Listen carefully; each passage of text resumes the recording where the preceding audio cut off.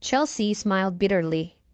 There isn't much of a difference between Miss Eve's doing something and you doing something. Wilbur did not know what to say, as the words were true to an extent. Chelsea noticed Wilbur's silence and smiled.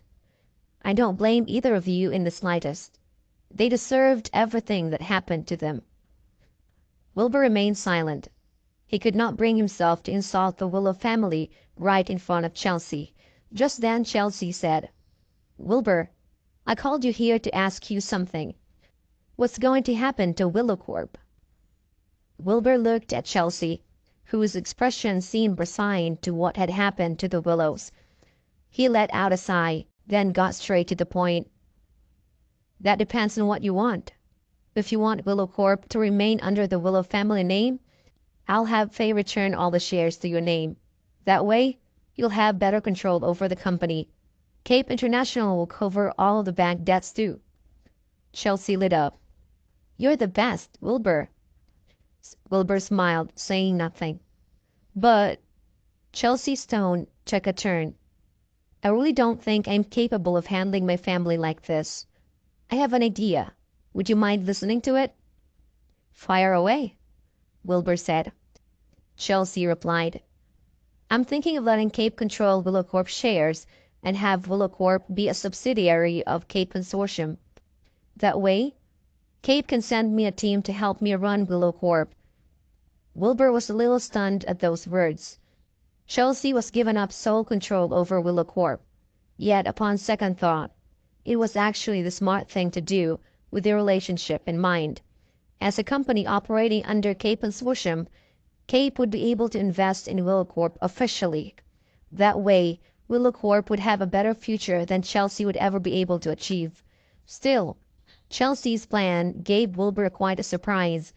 He even gained some respect for her. At last he said, I can go along with that idea. The Willow family will do better this way. Chelsea bowed her head and said, If I'm being honest, I'm really disappointed in my family. However, Yvonne and Dad begged me to come back. I hope you can understand, Wilbur. Silly girl. Don't say that. They're still your family after all. I'm sure you'll do great. Wilbur smiled. Chelsea nodded silently.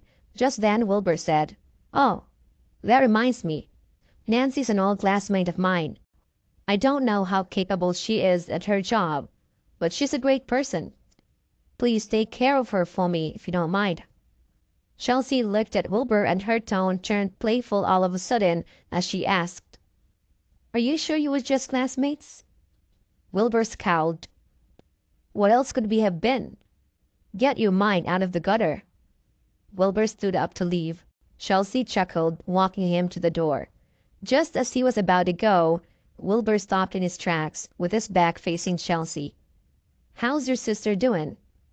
Chelsea was silent for a while before saying, She's going to volunteer as a teacher in a rural town.